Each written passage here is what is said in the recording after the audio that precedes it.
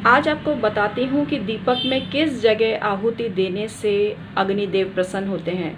मित्रों, पंच तत्व बहुत महत्व के हैं। अग्नि तत्व जो है जीवंतता है। अग्नि तत्व जिस जगह समाप्त हो जाता है वहाँ पर जिसको बोलते हैं जीवन का ही खात्मा हो जाता है, क्योंकि ये तत्व ऐसा है जो हमारे भीतर एनर्जी को प्रज्वलित करता है। और यही कारण है कि हम यज्ञ, हवन, दीपक इत्यादि लगाते हैं, जिससे कि घर में न सिर्फ रोशनी होती है बल्कि एनर्जी का फ्लो भी बना रहता है।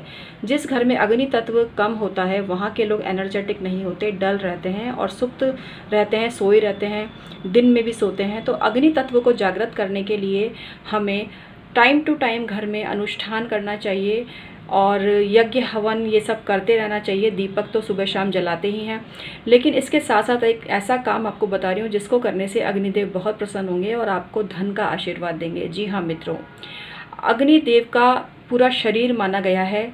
जो हवन में जो अग्नि जलती है उसमें उनके शरीर के विभिन्न अवयवों की कल्पना की गई है। तो ऐसा ऋषि मुनियों के द्वारा विभिन्न जगह वर्णित किया गया है कि जिस जगह अग्नि बहुत ज़्यादा प्रज्वलित होती है वही अग्नि का शरीर होता है और उसी जगह पर आहुति देनी चाहिए।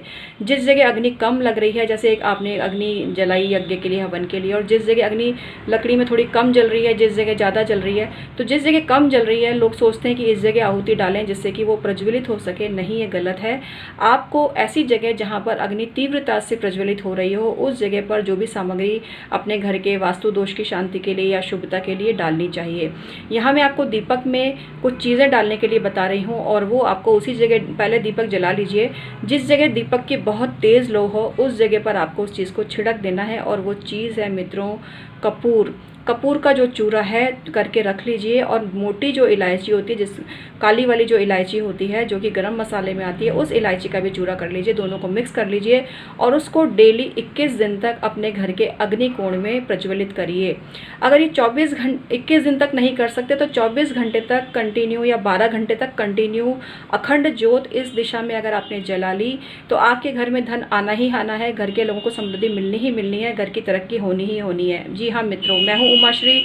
आज एक बहुत ही नई जानकारी आपके लिए लेकर आई हूँ जो आपको कहीं नहीं मिलेगी और मेरा यही उद्देश्य है कि मैं ऐसी बातें आपको बताऊं जिससे आपका जीवन खुशहाल बन सके मित्रों। और इसी निमित्त मैं तरह तरह की जानकारी आपको देती हूं। तो आपने अगर अभी तक चैनल को सब्सक्राइब नहीं किया है तो सब्सक्राइब कर लीजिए। वीडियो पसंद आती है तो इसको लाइक भी करिए। सब्सक्राइब करने के बाद बेल बटन जरूर दबाइएगा, तभी नोटिफिकेशन आपको मिलेगा। आप अपनी कुंडली का परामर्श भी ले सकते हैं, पाम प्रिंट भी भेज सकते हैं, वास्तु के लिए अपने घर का नक्शा भी भेज सकते हैं। लेकिन आपको ये जानकर खुशी होगी कि मैं बहुत ही जल्दी सस्ता वाला ऑफर लेकर आ रही हूँ जिसमें आपके बहुत कम खर्चे में आपको बहुत ज़्यादा जानकारी दी जाएगी। तो थोड़ा सा वेट कर लीजिए। और यही कारण है कि बहुत से लोग मांग रहे हैं कि दीदी डिटेल भेजिए, अकाउंट नंबर भेजिए। मैं नहीं भेज रही हूँ और मेरे पास जो ऑलरेडी पहले से मैंने काम लिया हुआ है उसको मैं जस्ट कंप्लीट ही करने वाली हूँ। तो इसलिए थोड़ा सा वेट करिए। अगर आपको कोई अर्जेंसी है तो ईमेल आईडी प्राप्त कीजिए और ईमेल में आप अर्जेंट लिख दीजिए, तो फिर मैं आपको सारा डिटेल भेजूंगी।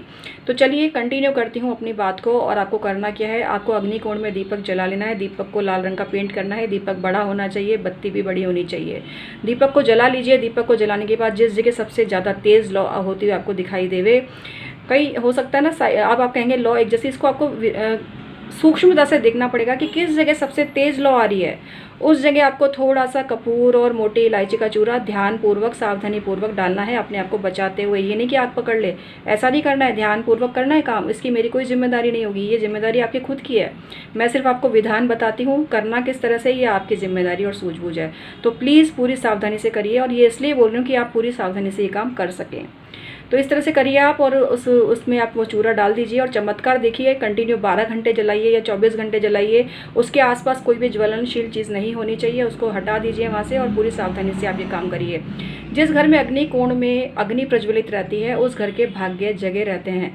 जैसे जैसे अग्नि की लपटें ऊंची होंगी वैसे वैसे आपका भाग्य उन्नत होगा, आगे बढ़ेगा, तरक्की करेगा, पैसा आएगा, घर में धूमधाम मचेगी, खुशियों की। ये सब काम आपके घर में होने लगेंगे। पर करो तो सही, इतने उपाय आपको बताए हैं, करो तो सही मित्रों। करोगे तभी बात बनेगी। सुन कर या लिख कर रख लोगे उससे फ़र्क नहीं पड़ेगा। जब तक प्रैक्टिकल नहीं करोगे, जब तक काम करोगे ही नहीं, जब तक उसमें विश्वास नहीं करोगे, तब तक बात नहीं बनेगी। तो करो, करत करत अभ्यास के जड़मती होत सुजान, कुछ ऐसे ही कहा गया है ना। तो परफेक्शन धीरे धीरे आएगा और उपाय करते रहिए।